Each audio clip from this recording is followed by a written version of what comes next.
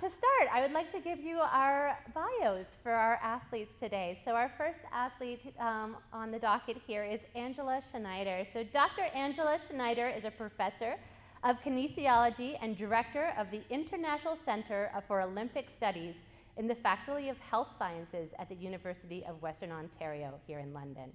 She was director for the Ethics and Education at the World Anti-Doping Agency and was president of the International Association of the Philosophy of Sport. She was also former assistant dean for ethics and equity at the Faculty of Health Sciences. Angela won an Olympic silver medal in rowing in the women's coxed four in the 1984 Olympic Games in Los Angeles. Let's welcome Angela to the stage.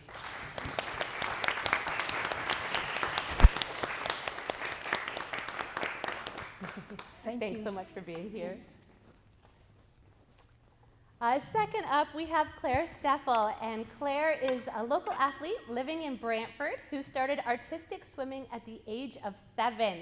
She has competed in both the Paris 2024 Olympic Games, as well as the Canada Winter Games, Pan American Games, many World Cup events, as well as 4 World Championships, traveling the world with both provincial and national teams.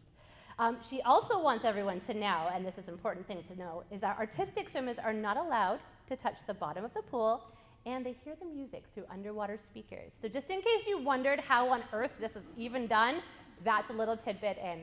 You may also have seen Claire on our socials. She's sort of made her acting debut with us as well. So if you don't know her as an Olympic artistic swimmer, you may also know her as one of the library actresses on our docket. So Claire, thank you so much for being here. Let's welcome Claire up.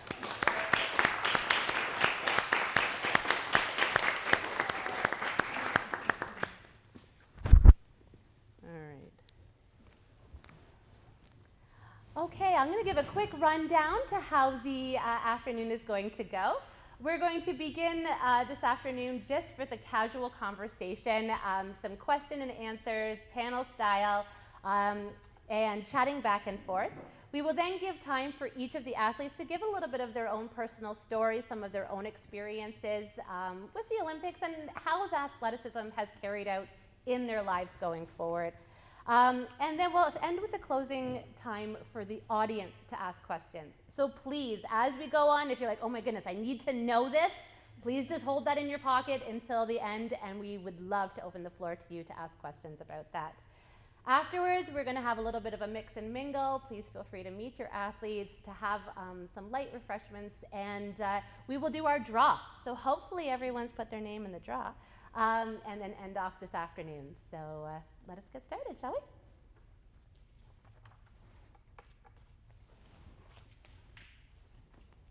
The trick is to not trip over this. Here we go.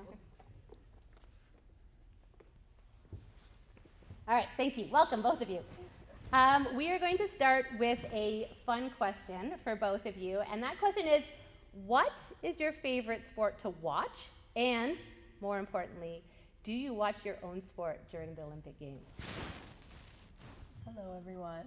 I have a few for this question.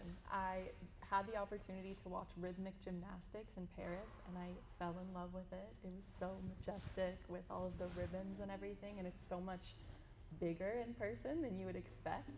And also I find sitting volleyball very interesting and very difficult, very impressive. And then on the winter side of things, I think ski jumping is very, very neat to watch. Do you watch your own sport? Oh, yes, I do watch my own sport. Yes. So I watch my own sport all the time. Fair. And everything else. I'm an equal opportunity watcher.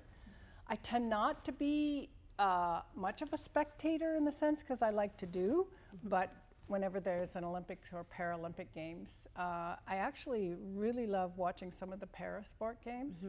Incredible challenges these folks overcome, and incredible will to overcome those challenges, but also work as a team and come together and really, I think, do for us very inspirational things. Absolutely, absolutely. Can I steal that one back? Yeah, you can have it back. Yeah. And Garrett was going to speak to the experiences of the Paralympic Games, so local hockey athletes. So it's too bad he's not here to speak to that experience specifically. But I think I obviously don't watch my sport, but I do love watching and getting sort of really riled up about some of these incredible feats of athleticism. So it's so fun. Okay, so we're going to begin with some just questions for both of you. Please answer as you're interested. How did you end up participating in the sport that you were participating? Was it a long-time passion, something you fell into unexpectedly? Tell us a little bit about how you got to where you are. Yeah, for sure. So my whole family has a big background in swimming, but lane swimming, not synchronized swimming. So I started off at a very young age doing lane swimming. And unfortunately, I found it very boring. So I tried out a few other sports. I tried dance, I tried soccer, and I realized, as my mom likes to say, I'm really not a land mammal.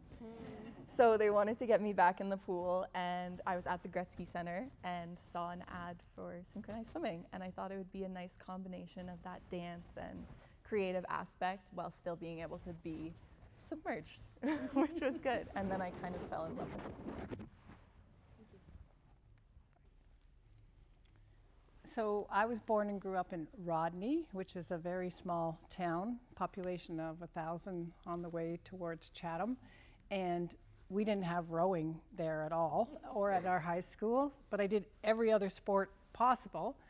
And then I went to university at the University of Western Ontario so I could play sports. And I was walking across campus one day, and the rowing coach came up to me. He says, "You're tall, you look strong, do you have a high pain tolerance?" And we have great parties. So it was a sell. And I went out for the very first time when I was 19 at Lake Fanshawe. And yeah, fell in love with it and really haven't ever stopped since then.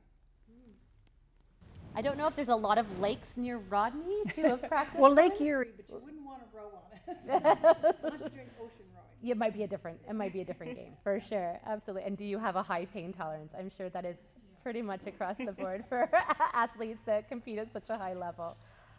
Thank you, both of you. I love that, and I love that you're not a land mammal. There's not a lot of water mammals to relate to, but there's a couple. Yeah, for sure. All right. So athleticism sounds like it's been part of both of your lives all the way through, rather maybe not specifically this sport, but throughout your life. As you've sort of worked through this athletic journey where you are today, how it's continued to play a part in your life, can you tell us any character traits you've had to develop, or any sort of internal pieces that you've had to work on in order to continue to work towards this level of athleticism?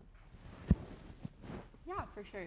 I think for me, the biggest two things are patience and perseverance. I think it's really easy to forget when you see people competing at the Olympics, all of the work that they put in before. You really can't make an elite athlete without work and time.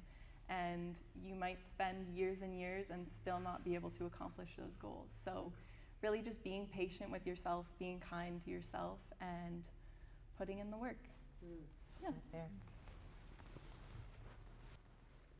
For sure, those are at the top of the list. I would say time management, because when you're first starting, you're also trying to do whatever else it is in your life, and you have to increase the number of hours a day, and love of your sport.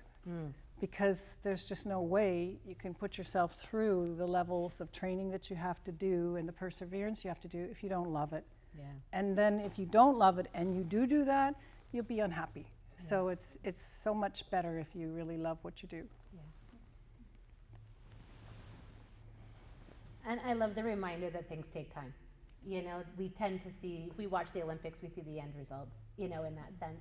We don't see all the falls, all the times that you didn't make what you were hoping to make, and I should think the grueling hours that are not pretty before that. So, absolutely. What about, do either of you have a memory or a specific feeling that you can share about your experience at the Olympics? Something you can draw on? Yes, for sure. So I have two again. The opening ceremonies for me was very special. We kind of got to take a boat. If you saw the Paris opening ceremonies, it was very neat all along the Seine. And then at the end, we kind of got off and walked to an area in front of the Eiffel Tower, and the street was cleared, so it was a really special moment with my team. And our team song was Unwritten, which is a fun little song, and it happened to be raining. So we were standing in front of the Eiffel Tower with the Olympic rings up there, screaming Unwritten to each other. And it was really special. In the rain, we were wet, we were cold, but we were so happy to be a team and going through it together.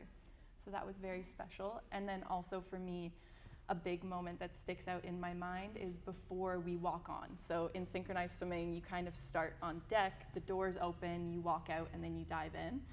And right before that, we would talk as a team and kind of put our focuses down and then give each other some motivators. And I just remember sitting there looking back at my team and saying, I love you guys. And then we went and swam at the Olympics. So that was very special. So it's great because mine was the opening ceremonies for sure. And look at the time difference between our two opening ceremonies. It was going out there and realizing all of the Canadians that were behind us and seeing them in the stands and cheering us on. So this was in LA, Los Angeles, and you come into the stadium and you're walking around the track, which is where it's going to be in 2028. And the cheering and the uplifting and the total incredible thrill, like hair still lifts on my arms when I think about it. Knowing that you're there representing Canada and being so proud of that, and knowing that all these people are behind you.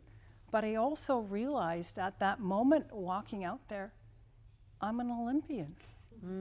Oh my gosh, I've been thinking about this since I was 10. Yeah. When I first saw a gymnastics, 76 Olympics, watching that on television, thinking I want to go. Didn't think it was going to be gymnastics. I'm a little bit too tall for gymnastics, but that really was an acknowledgement in my mind, and I thought of that walking out there, which was fantastic. And the second thing was in the Olympic Village, the actual ability to have that cultural exchange and understanding of the other athletes that are there, because many of them do not speak English, and you have an understanding, looking and experiencing with each other what it took to get there. And even though you cannot speak to them, you can share that understanding. And that's really something, and especially now, lessons for our world now, we are the same, regardless of what languages we speak, our humanity is the same.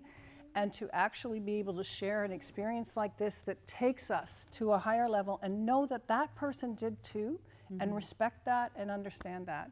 And that was absolutely, I would say, a totally, I don't know, I guess I was 24. I think I really, really understood at that moment that connectedness to the rest of humanity.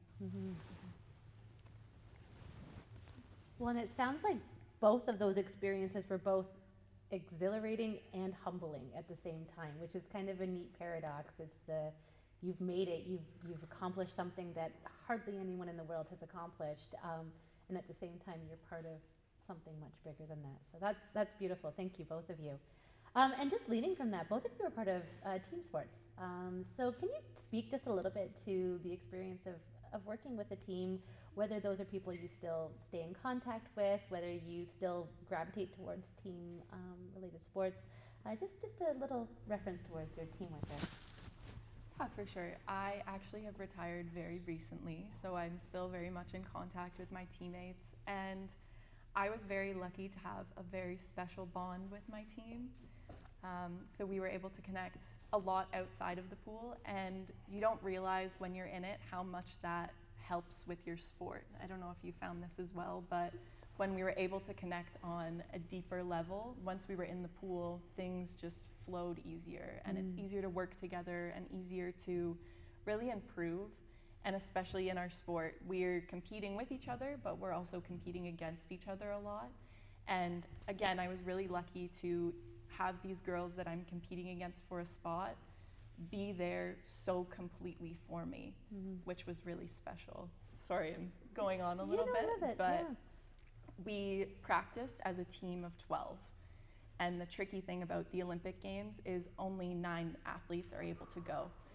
So we had made this extremely tight-knit group among the 12 of us. And eventually we do tryouts and our coaches select 9 athletes. And we were all fairly equal in our skills. So it was a very, very hard moment when the 3 people got cut. And one of them was actually my roommate. So it was very challenging, but in that moment, she could have been very upset with us, but she wasn't. She was upset, but she ended up being one of our biggest supporters at the Olympics and actually paid for her own flights to Paris to come watch us. So, very beautiful. That is beautiful. Yeah. Thanks. So rowing is an unusual sport in that you have both individual and team crews. So the individual single scullers are rowing by themselves. Silke Laumann, the book about her over there, who was a teammate of mine, focused on sculling and did single sculling as well. But the crew aspect is quite unique because I did track and field before I went to rowing, and track and field is more individualistic. You know, if you're running around the track and your body starts to hurt and you slow down, it's just you, right? So the person you're letting down or stopping in a way is you. When you're in a boat of 8 or a boat of 4, if you start to slow down, you physically stop the one in front of you because you have to be in perfect synchronicity. If you get out of timing, you'll throw the boat off. So when you start to hurt, it's not about you, it's about them. And you actually take yourself to a higher level because you're thinking, I can't let down my team. I can't let them down. And so you physically push yourself through a level that you would never do on your own individually. So that's a really incredible experience to have. And I think that the opportunity to have that is really extraordinary. And for closeness, I am still racing with teammates 40 years later. We are going to the World Championships this fall, which are in Bled, and we will be racing together, 2 of us from that Olympics. And so we grew up together, we got old together, we had children together, and I'm a grandmother, and we're still racing together. So it's an extraordinary opportunity to have teams. I think it's phenomenal to have people that have your back so completely, but that also to have that push so that you know that they know that you have their back so completely. I think that's a really wonderful experience to have, and I think probably fairly rare. So thank you for sharing that. I think that's very inspiring. What's something that you wish people knew about high-level sports? What's missing in the story, in the narrative about high-level sports? I think I kind of touched on it before, how it's really easy to forget when you're watching people at the Olympics, the work that they put in before. I know people are always shocked when I tell them how much I trained, and I know rowing is similar, a lot of training. I was doing 6 days a week for 8 hours a day for 4 years leading up to the Olympics, and the most we got off was about 2 months during the summer, if I was lucky. So it's very intense, and within that, it's like a full-time job, except I was in the pool for 6 of the 8 hours and in the gym, and you're really pushing yourself. And again, it's that you don't want to let your teammates down. You're doing it for your coaches, you're doing it for your teammates, but you're also doing it for yourself and trying to find that love for the sport while putting yourself through so much hard work is just, I think it's easily forgotten. So. 8 hours a day for 6 days a week is a lot of hours. Like, let's just put that into perspective there. That's an awful lot. Thank you for sharing that. Yeah. Yeah, so for sure that not understanding that, but also not understanding that, in fact, you can share this pursuit of excellence in all of your lives. It's not just the Olympians, it's not just those. That should be the real message that people understand. What people do in their own lives can also be taken to a higher level. And I think that Olympians and people at that level sharing the experience of pursuing that is part of our shared human condition, and one of the things that bring us joy and things that can actually take us up, make us feel better, and as a group feel better. So I think that that's an important thing. So one of the things that I was asked once by a journalist when the Olympics, when I was watching when I was a kid, like, what did you think about when you saw the Olympics? And I thought, I saw me. I want to do that. I want to be that person. I saw me. And that is something I think we all should have and see, thinking of ourselves, not maybe doing it in swimming or the Olympics, but in our lives and the things that we do. I think the pursuit of excellence and the pursuit of just bettering our spaces and our environments in whatever capacity is wonderful. And it does help to have people who have forged a way in front of us. So being able to sort of see how other regular humans have done very irregular things, right? Like very extraordinary things. So thank you. Thanks for both of you for sharing that. All right, tell me a little bit about the struggles. Tell me about some of the hurdles that you've had to face, or some of the struggles that you've had to overcome. Maybe a setback that you experienced within your athletic journey altogether. So wherever that happens to be. For me, a big one would be sacrifice. I know growing up, especially since synchronized swimming is such a niche sport, people didn't really understand why I was at the pool so much. So my friends are asking me to hang out. Sorry, I have practice. And especially getting into high school, I was training in Waterloo and living in Brantford. So I was driving an hour there and back. So it was very time consuming. I didn't have a lot of time for extracurriculars. So growing up, I felt very not normal. And that was very hard for me. And then once I did make the team, I had to move to Montreal, which was a very amazing experience. And I'm very grateful I took the leap. But it was so hard to be away from my family, away from my fiance, and again, doing very hard training. Yeah. You would have to love what you do in order to have the sacrifices that you're choosing. Absolutely. Yeah. So I think the first major hurdle that I had was financial. My parents didn't have money. We came from a farm. They didn't even know why I went to university. Why wasn't I staying on the farm and helping? So finances were a really big thing, and luckily I had tremendous support. Just before the games, we had to buy our equipment then, because they didn't have funding. So I had to pay for my oar, which was $500, which was huge at the time. So the Rodney Legion came forward with the money and paid for my oar, which I just donated to the IOC Olympic Museum. It is in there, and it was supported from them. They paid for it. And then having the money to go to the Olympics. I mean, they covered the flight, but there were still all these other expenses. So my fairy godmother, who was my grade 9 phys ed teacher, she came and she called me. She says, "What do you need?" And she lent me the money to go to the Olympics. And she has been there. She's now just turned 87. And she still calls me every month. "Where are you going? Where are you competing? I'm going to follow it. Is it on this?" And she's been my greatest cheerleader. And this is the funniest story I have to tell you.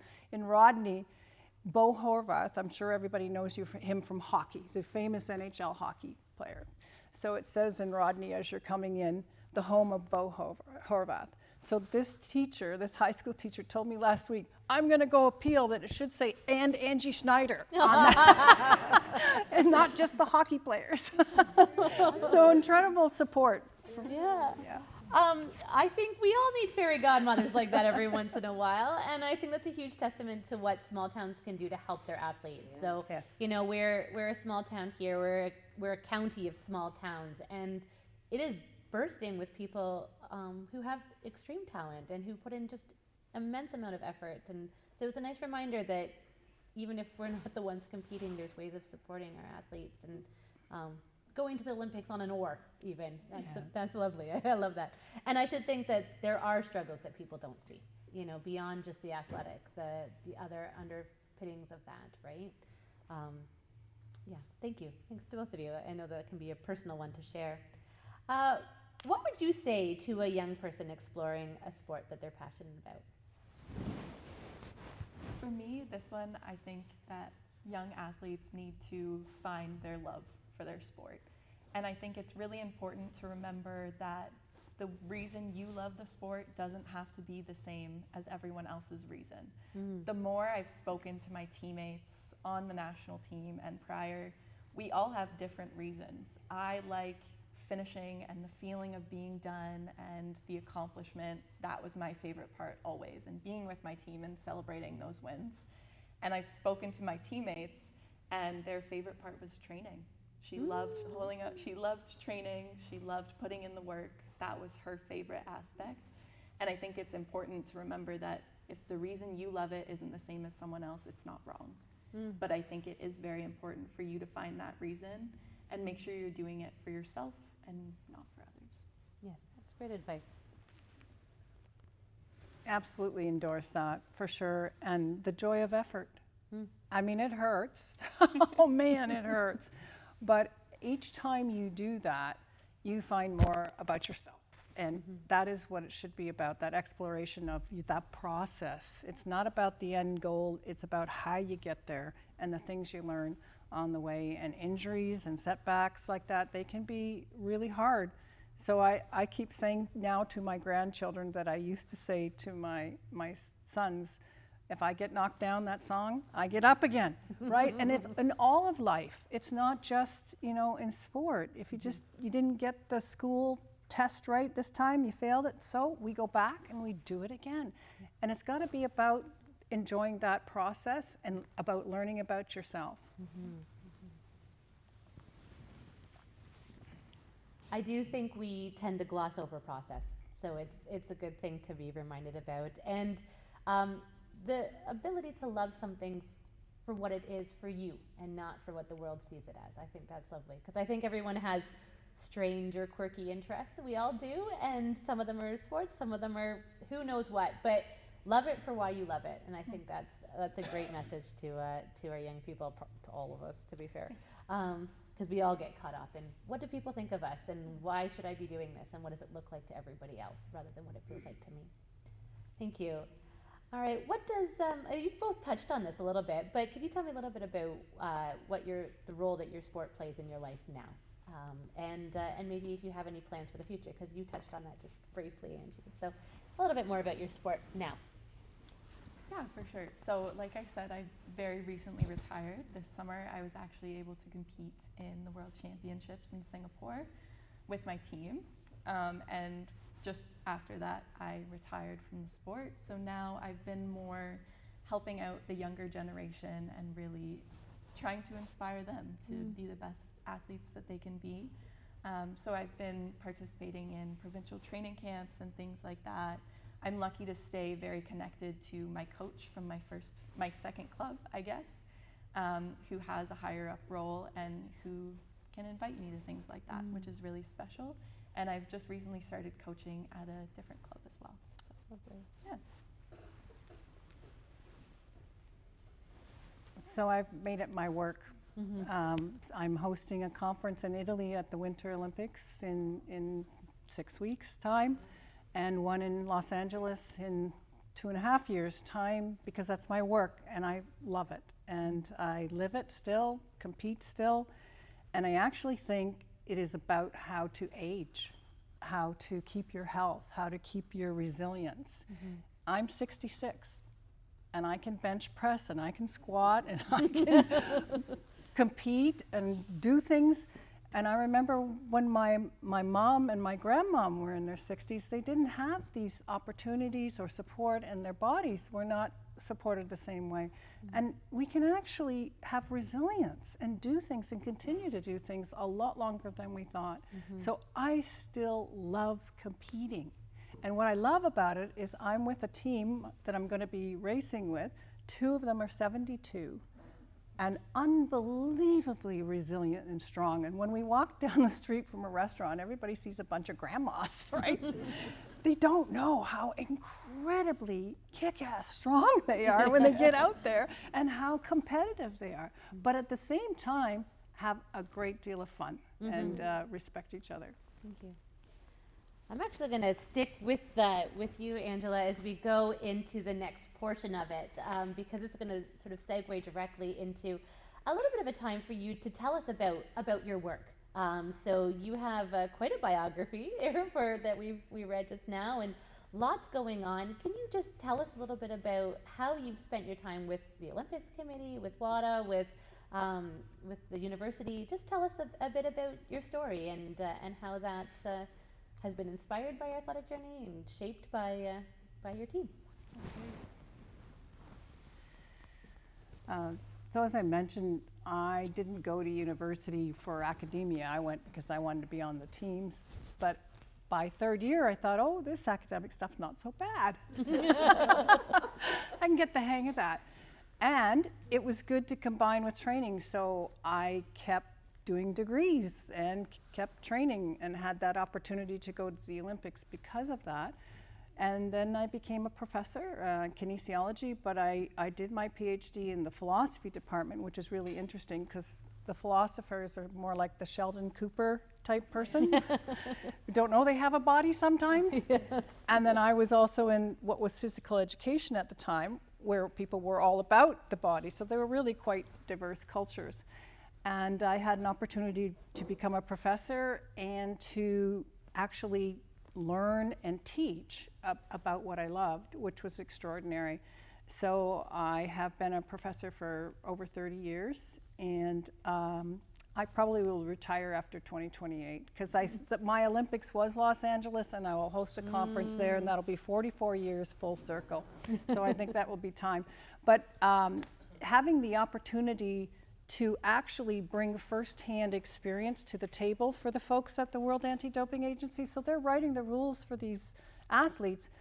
Some of them are athletes, but not all of them are athletes. And to actually talk about what real life experience is as an athlete for these policies that they're writing, that was a really fortunate experience. And now teaching students about those experiences, they still ring true. Like, it's so funny that we had the same descriptions, 40-year gap, at the same descriptions of what was wonderful for an Olympic experience. So sport and now academics have been a part of my life, but closely intertwined all the way through. Can you just tell us about the conference that you're doing and coming up in just a few weeks? Yeah, it's on Olympic studies, but from the sociocultural perspective. So there are a lot of research conferences on physiology, exercise physiology, on all kinds of things of how to make the body stronger and faster. But what I look at are things like social policy and social impact. Why do we have anti-doping policies? Why do we not want the Russians to compete at the Olympics? What happened there? What is it about the history of the Olympic Games that people do not want Russia there? It's still an ongoing issue. So questions like that, questions about women in sport, and should we be doing gender testing, and should there be separate categories, and should we be including all aspects of gender, and how do we deal with fair play like that? So the conference that I do looks at it from historical perspective, sociological, philosophical, but also political. So it's a really, I would say, talking about the humanistic side of the Olympic Games and the history of the Olympic Games. And as part of the job that I have as director for the center, it's to host one of those with each Olympics. So I was fortunate to be in Paris and hosted a conference in France. So I view myself as an extraordinarily lucky and privileged person, and I just want to share that all the time, as much as I can. I love that. Thank you. So just make sure you keep thinking about what questions you might have. That's, I'm sure we're burning questions. All right, and we're going to move on to you, Claire, to tell us a little bit about your specific sport and how that continues. So you talked about your training and your fitness. Tell us how that has evolved now. So how does it continue to, I know you've retired. I know that you're coaching. What are you doing for you? How are you still feeding that need or that passion.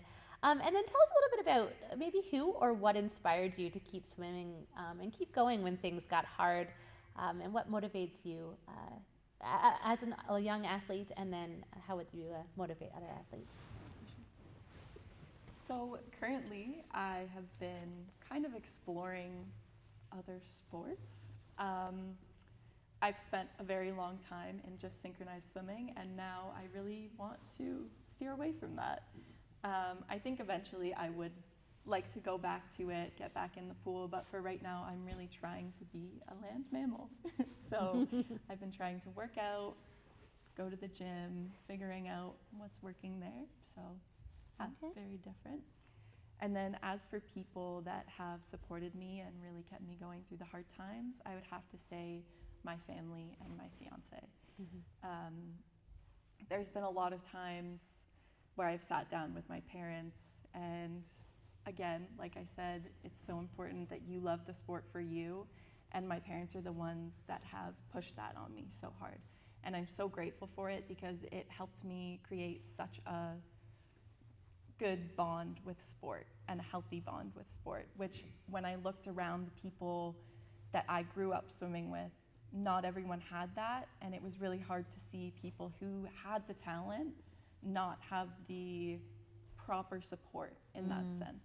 So I've had a lot of conversations with my parents, and they were kind of like, if you don't want to do it, you don't have to do it. Even when I saw success, if I was having a hard time, they were never there pushing me past what I wanted to do. And I think that is so important for young athletes, because at the end of the day, they're the ones going to practice, they're the ones doing the training, and you can't push anyone to do something they're not passionate about.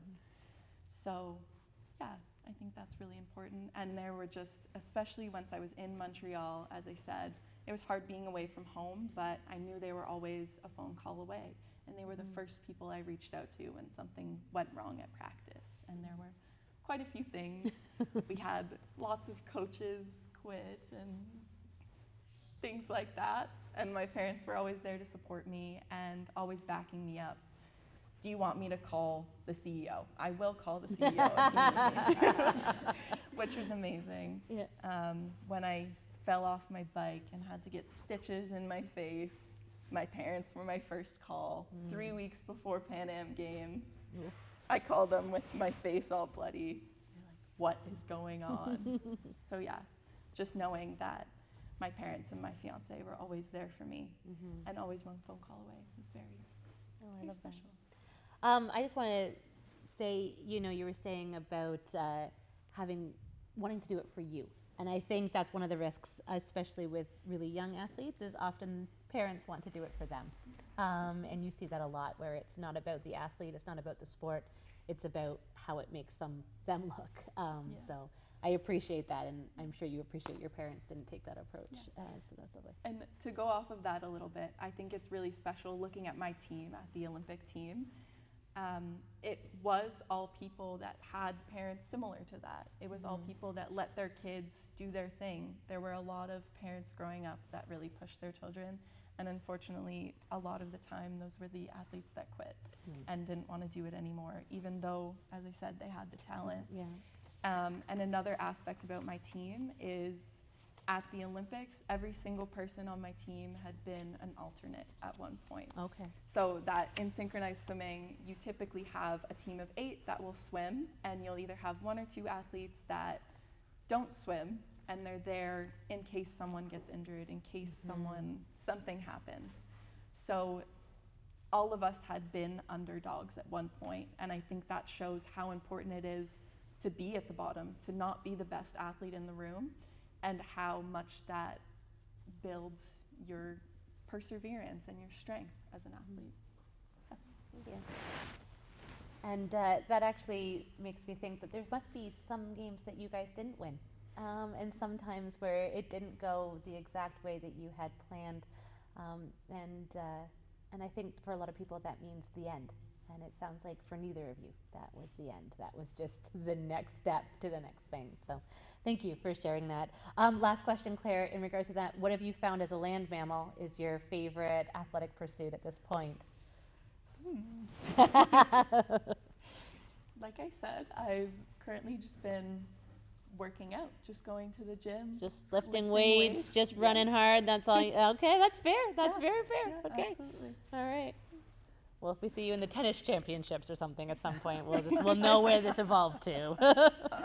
All right, we are going to we're going to end this part of the conversation now and open it up to the floor. So, I would love for the audience to ask either both of our athletes or one athlete in particular, if you have any questions or you're curious about anything to do with the Olympics, their sport, their training, maybe their I'm sure their food is serious. I'm sure there's lots of things that might be of interest to the audience. So does anyone have any questions? Yes, go for it. Hi, I'm with the Paris Independent. What is missing for the support of Canadian athletes, future or present, that you wish would happen in the future? Good Do question. you want to go first? Sure. I think, oh, yes, sorry. right. No, you know. Yeah. As you mentioned, a lot of Canadian athletes right now don't have access to the funding to support their dreams. And I acknowledge now, as I've spoken to a lot more athletes, I was very lucky to have a lot of support through my sport organization, but a lot of sports don't have that. They're paying for their own equipment, they're paying for their own travel, and as much as winning is obviously a goal for anyone, winning is needed for some athletes because that's the only way they're making enough money to fuel their goals. So it's one of those things where you might not be successful and then you don't have the money for it and you're forced to quit. So I think that's a really important thing right now. Yeah, Canada has not increased its support for athletes for a very, very long time, and they still have done extraordinary things. And almost because they've still done extraordinary things, they haven't had it increased. So it's a bit of a problem, because I do think that folks don't understand how much athletes have to go back and ask for help, or they have to quit because they can't keep a full-time job and continue doing the training that they're doing. So I think Canada needs to review that and really up its game in supporting athletes, or find another way to bring community or facilitate support through community. A lot of community folks don't know what the struggle is that athletes are having, and a lot of times people don't want to say because it feels shameful almost to say, I need money, or I need support, or I need for food. And sometimes that's the choice, food and housing and things a lot of people are experiencing. So I do think that the value that sport gives to our country, I mean, especially in a time we are now, where we are facing the giant of the United States rattling the saber, and where there's all the international strife, and we are a peaceful country, and we are a proud country. And I think sport really helps us. It's the value and the return on the investment for the country is very high. So I would say we really need to review that, and we need to step up and support them more, because it really is a hard struggle for many of them. Now, there are examples where there's some sports where they make a lot of money. There's no question about that. Yeah. Exactly. But there's many, many others that don't, and they really do need the support. I wonder if awareness too, like I'm thinking, both of you are from southwestern Ontario. It was incredible doing the search of athletes in the area, and how many professional and elite athletes and just high level performers are right nearby that we don't even know about. And so I think, to go along with your point with support, we need to share that information and say, hey, look at the people who are really busting it and bringing something amazing to the table. Let's see how we can rally behind them, raise an oar, that kind of thing. Any other questions? Yes. Would you like to? Thank you. Appreciate the microphone too. I have, first of all, a very important question to answer. What's this thing you call bench pressing? I've never heard of that. But you can see. Actually, we're Garrett's grandparents, my wife and I, and we're really apologetic that he's not here. We missed him too. We thought it would be a surprise and just show up. He surprised us. But I do have to acknowledge Paris. I want people in Paris to know, when Garrett lost his leg through cancer, it was the Paris municipality that gave him his first sledge. That's where he learned to play sledge hockey. And that was the first level of overcoming an adversity. He had the brain and the mind of a hockey player without the legs. And so this device gave him accommodation, and that was because of this community. I want to thank the community. He went through his whole time, but I have to ask a question of you two ladies. Adversity is an ongoing thing, and you overcome adversity at various levels. In your first implementation in the sport, in your strength development in the sport, and then when you finish the sport and you no longer are the current Olympian, you're the former Olympian. And God bless you, you are always in our hearts as Olympians, regardless of time or age. But it is a sense of adversity, and I'd like to know, what tools are there that any young person who confronts adversity can look forward to progress to the level that you both have achieved?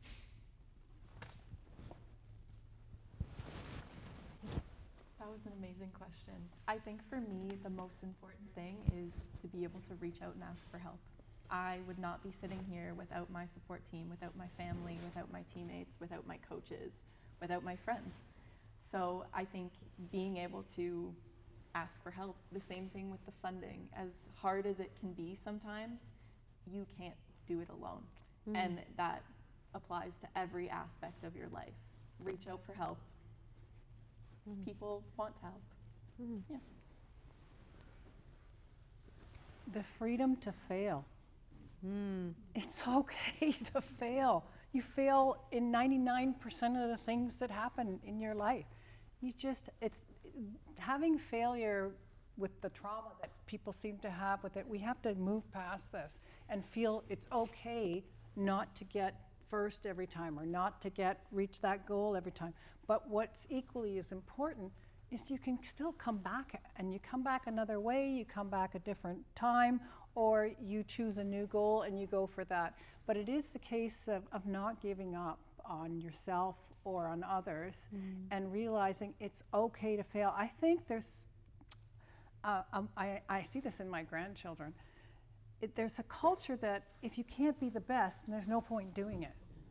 And that's just so wrong, because people don't get to being the best unless they fail. So failure is important, and understanding the role of failure, and also understanding how that allows me to assess myself and take that forward as a positive construct. So I do think the resilience on that, we as a community can also work on, because we all want winners. Everybody wants a winner, but they don't realize to get to being a winner, you fail a lot. Thank you. Oh, sorry. There are very important lessons, and they're hard learned, I think, but very important. Do we have any other questions? Yes. Do you want this, or you? Oh, just yell. Yeah. In society, a lot of people view the pursuit of becoming a professional athlete or any athletic endeavor as something that can only be done in youth or when you start very young. What piece of advice would you give to someone who found love for sports or is trying to pursue excellence in something that's viewed as only for, let's say, minors or like someone who starts when they're very young, to overcome, or what piece of advice would you give them to beat that expectation that it's not possible when you start past 15, 16, 17? Excellent question. Yeah. I think it's really important to try and block out those people that say that you can't do it when you're older. I know I had quite a few people when I was getting to be the age of university and I'm still in the sport and I'm training full time, kind of asking me, oh, what are you doing for school? And it was not possible for me to be doing school full time at the same time as doing my sport. And I kind of just had to brush it off. And I think it's also important to surround yourself with people who pursue sport and speak to people, reach out to people that pursue sport and accept that you want to stay active and you want to pursue goals. And I think it's important to, again, surround yourself with people that are going to support that versus put you down for it. I also think we're seeing more and more examples of older athletes extremely successful and hanging on and being there. And you know what? If you didn't do it in your 20s, some people can still do it in their 30s. And some people are there in their 40s at the peak, at the Olympics, or at pro sport. It's harder on the body, there's no question. I mean, I've had a lot of sports surgeries and injuries, so I'm not going to pretend that this is not really hard and that you have some really big physical challenges the older you get. But if you find that love and if you find that connection and if you are able to pursue what, and you didn't get the chance when you were young, I mean, you got to go for it for yourself, regardless of all the naysayers. And it really is the case that we are finding out that these things don't have to drop off at 24. You can actually, the human body can do incredible things, really, if you sustain at it and you keep practicing at it. We had a sports, I can't remember what the competition was last summer here in Paris, and they had all the pickleball games. Did anyone else? That was bananas. All of the athletes were in their 70s or above, and they could kick my butt. That is for sure. Like it was so awesome to be able to see just that level of athleticism and the love for sport and the competitiveness. They were on fire. It was a really great thing. And I do think that we do have a weird timeline in our society where we think that things have to be done at very specific times in very specific ways.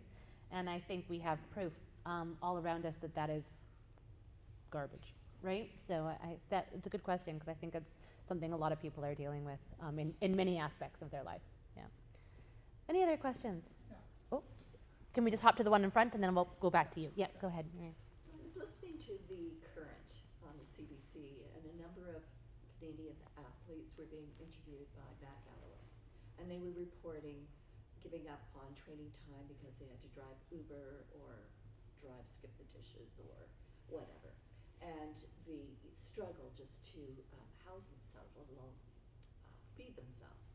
And so one of the athletes, and I apologize for not remembering their name, was saying that there had been a committee, or no, someone had invited Prime Minister Carney to an event, and he concluded that event by saying, okay, this is stopping. There's going to be more funding for Canadian athletes. And I'm just wondering, what is our role in that? Do we write for MP? What else can we do?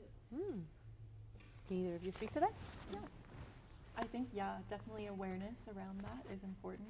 And there's also some organizations that are supporting athletes. I know Can Fund is a big one, who they take donations from their community, from people around them, and are funding athletes and giving them grants, which I've heard a lot of stories about them helping athletes in very big ways, sending them this lump sum of money that then allowed them to eat lunch that day, or allowed them to Uber to their competition that day, things like that. And you said Can Fund? Or Yes. Can Fund? Fund. Fund. I do think MPs and MPPs need to hear from their constituents to hear that they actually support this, because sometimes they don't necessarily hear it. So I think it can't be taken for granted. So I do think sending an email, sending a note, or even a phone call to these folks really can make a difference. And I'm really glad that Carney is looking at it. And he has come through in certain areas. I hope he comes through for the sport side. You know, it's really interesting. So when tough economic times, you look at how some countries deal with this. So in Sweden, the athletes are part of the paramilitary structure. So they're supported financially in some ways by being on call to help the country. Well, why not? We're physically fit, we can do these things. So we can look to other examples in other countries, how you work it in the finances and in the structure of the country that can support the society, and there are different roles they can play. So I think it's something that we really need to think about, because finances are tough, but also because this is important right now, really important. Sir, your question. I'm thinking about the future athletes, and recently, I can't remember the shot putter's name.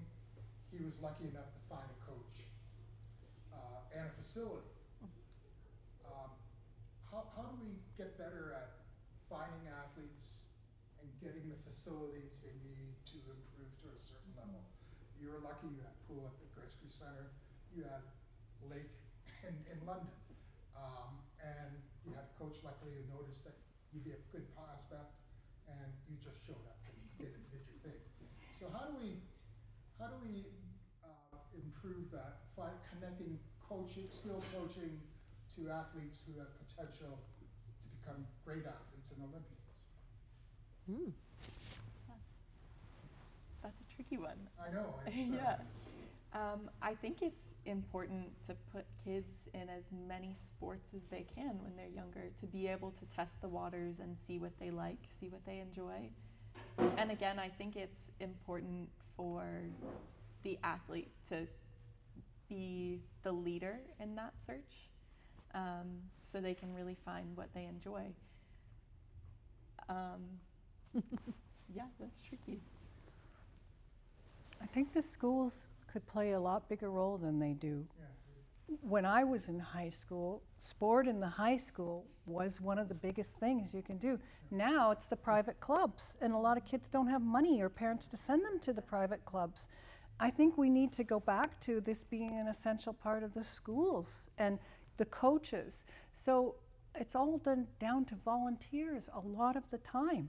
So we really need to find a better way to support our coaches, because I do think for many people who love to coach, their finances, they're not supported. They're volunteers. Many coaches are volunteers in this country, and thank goodness we have them, but we need more support for that, to make that connection. So I do think we should go back to using the school system more, and then we also need to find a better way to support coaches to stay with it. And in particularly, we lose women coaches like crazy. You know what? When women start to have children and their kids, they got to take care of their kids, they got to do their job. They don't have the time to coach, so we need to bring them back after, because that gets lost. So I think that there's a couple of things we could do strategically, and it is a big challenge, and I think it's a really important question. We have to find a better way to support coaches, and I do think then we can get some momentum with making those connections with the athletes. Childcare to coaches. Yes, They're childcare, present. exactly. Now Yeah. my last question. I referee football and I follow a lot of high school sports. And some parents are there, some parents aren't there. Some parents are abusive. As a football referee, I've heard, that when I make a bad call, I feel bad. I feel the worst on the field. But parents seem to, how do we train parents to have a positive attitude in the stands, on the sidelines, as coaches, for kids to grow in a sport? Yeah, go for that. I think it's important for parents to be involved and have a pathway to be involved, so they don't try and do it themselves. And I think it's also important, like I've said before, to show them examples of athletes that have been successful without their parents making them successful. I think it's important to hear stories of, again, my parents were never the ones keeping me at the pool, forcing me to do my sport, and I was able to find success in my sport. So I think being able to hear that and having parents hear that they don't have to be the ones to kind of drag their kids through the sport. I think this is a serious problem, and behavior's deteriorated dreadfully, and I think it's a reflection of it across the board. If you look at the politicians and the way they speak to each other, we would have never tolerated that 20 years ago. It's unbelievable, staggering, exactly. But it doesn't have to be that way. It doesn't have to be that way. And we really need to be supportive to each other and calling it out. So a lot of people stay quiet. I mean, it bothers them that somebody said something, but we're not the kind of society or culture in Canada where you call people out like that. We just don't. We tend to be quiet. We got to start to say things in those kinds of settings. I mean, one of my sons played football as well, and what I have seen in the stands and the language, it has just been amazingly appalling. I'm just, so we do have to raise the bar, and we have to start even on an individual level, finding a way without confrontation. You don't want to start a fight with somebody, but by saying, you know what? I don't think that's appropriate here. We want to support these kids. We want them to hear constructive stuff, right? And we have to say it to each other, and that's where it's got to start, at that very individual grassroots level, saying, this is not good for the sport, it's not good for the kids, it's not good for the volunteers. And people go home feeling angry, and they go home feeling grumpy.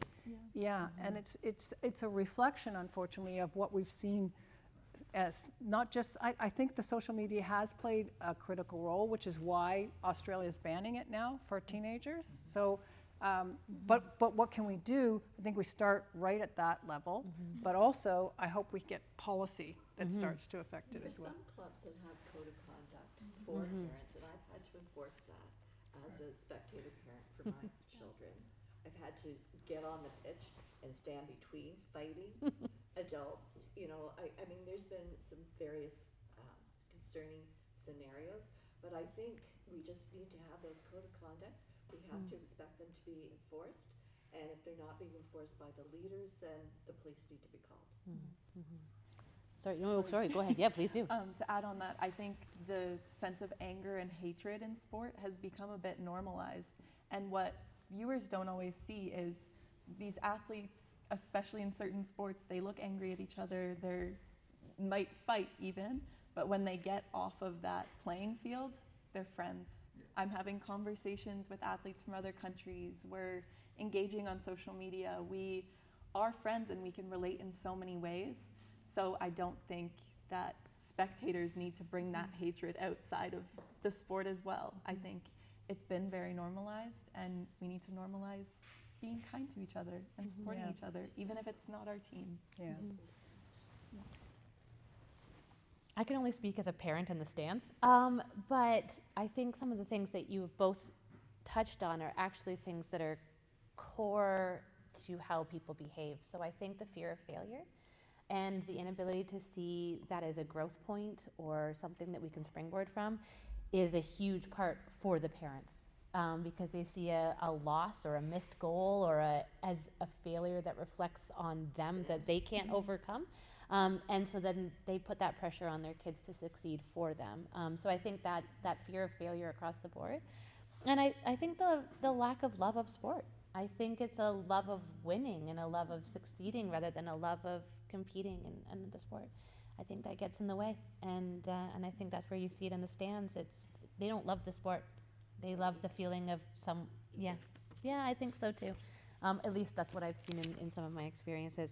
I have one last question. Well, can I just open it up to see if there's anyone else who has a question? Yes, in the back corner there. Oh, I just wanted to ask, you, both of you talked about really interesting places where various competitions were, whether they were the Olympics or other world championships. On a human traveling, driven by your sports, do you have a travel highlight? And I understand that your travel in that setting is different than what travel for me would ever be. But it's, in some way, you're ending up in very romantic places or interesting places around the world. Are you too consumed with the competition of the sport, or is there moments and glimpses where you're even, what's that experience like, and have there been any highlights?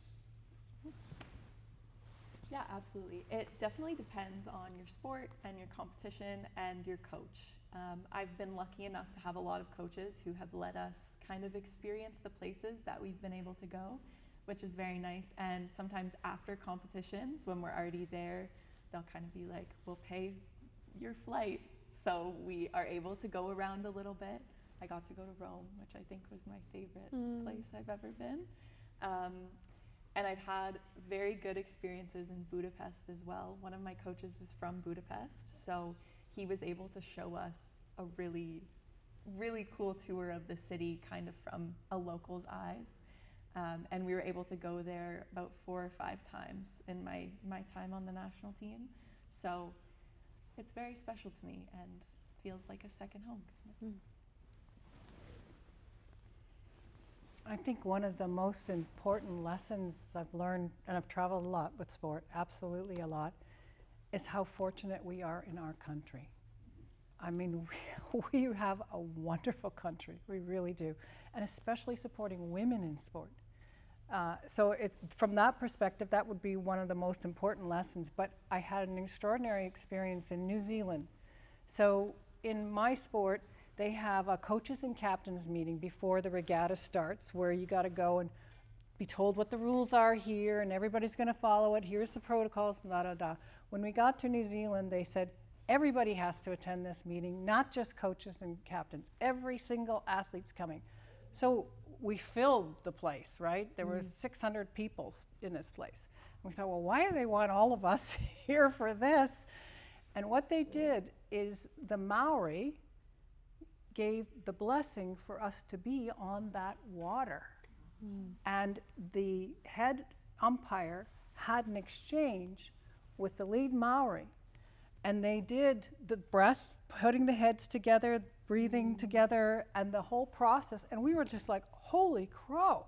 Like, because they respected the water, and they respected their waterway, and they respected the culture of the native land, and the way they said, you're welcome to be here, and we're honored to have you. And that makes it okay.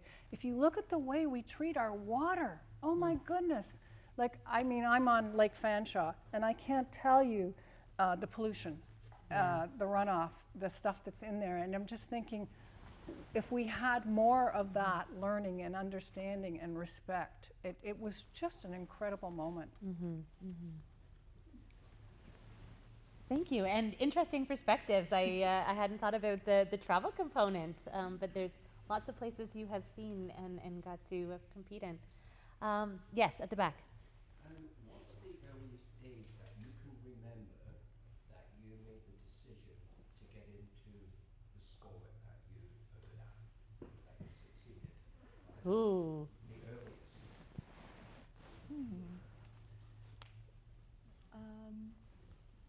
I think my earliest memories in the sport were probably my first year. I remember I got to swim with one of my friends that I knew from outside of the pool, so that was really special. And I remember getting to put on my sparkly suit and put my hair on and put my makeup on. And I actually have a strong memory of swimming at the Gretzky Center for my family for our water show. So yeah, How old would you have been? 8 years old. Yeah, I swam to hand jive. How could you say no to a sparkly swimsuit, too? Exactly. Probably 9 or 10. And I remember then thinking, I want to go to the Olympics. And it was actually because my family were all athletes, like not, you know, they were farmers too, but everybody couldn't do, sport didn't get trumped by the farm trumped sport, there was no question about it, but they were athletes. And it was something that we shared, the physicality, and I just remember at that time thinking, I want to do that. And I didn't know what sport it was going to be, but I definitely made that decision in my head. Just a follow-up question. Is there any regrets or anything that you would want to change in your own personal journey? Around sport. Is there anything that you would like that you wish would have been there and it wasn't? I think it's hard. I think there were a lot of setbacks in my career, but I don't think that was bad necessarily. I think it helped push me forward as an athlete. I think I wish I was a bit kinder to myself, especially as a young athlete. Like I said, I felt very abnormal growing up. I felt like I didn't fit in, and I just wanted to hang out with my friends after school. So I just wish I was a bit kinder to myself in that sense. Being able to pursue my dreams and realizing how special and unique that was in a good way.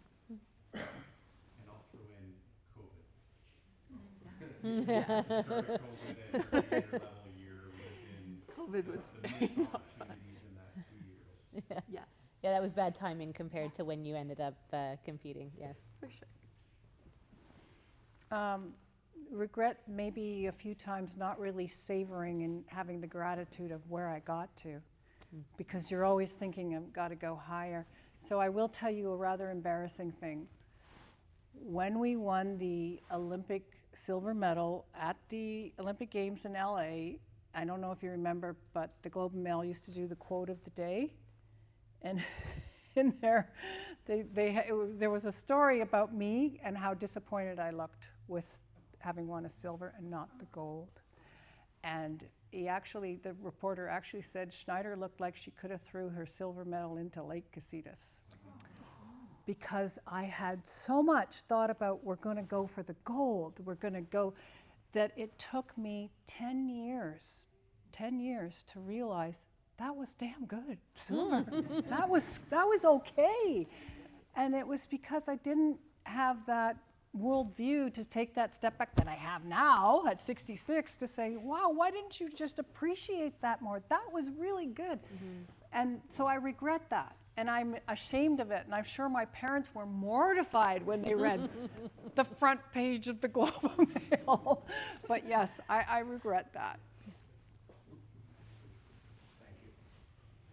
Well, and our face says things sometimes, and you know, like, what are you going to do, right?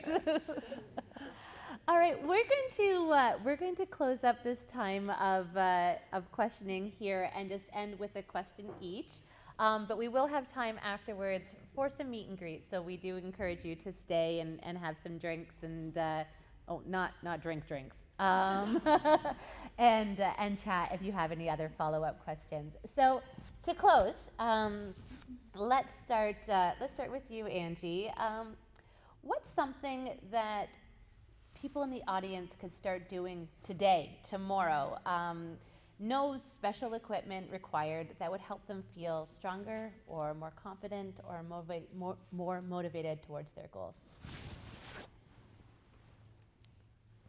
Move. If you can walk, walk. If you can't walk, swim, or get in the water, or just move, because our bodies are meant to move, and our whole society is shifting towards sitting and sedentary. But we actually are physical beings, right? And I think that it just really, from a health perspective, we know everything improves with movement, every single thing. And then move with somebody else. Take a friend. And I really think the life lesson for me is that you really can bring, no matter what level you are physically, you can bring health to your body just by starting movement. And I really think that's something we've lost, because we're always in front of screens and we're always sitting with our jobs or on computers. And we really need to move. We really do. And I think that just builds. Once you move a little bit, you can move a little bit more and then a little bit more. So thank you. That's true. I think that's a great motivator, no matter where you're starting from. And Claire, for your final question, what's a small habit or a mindset that has made the biggest difference in your training, and how could people involve that in their own life?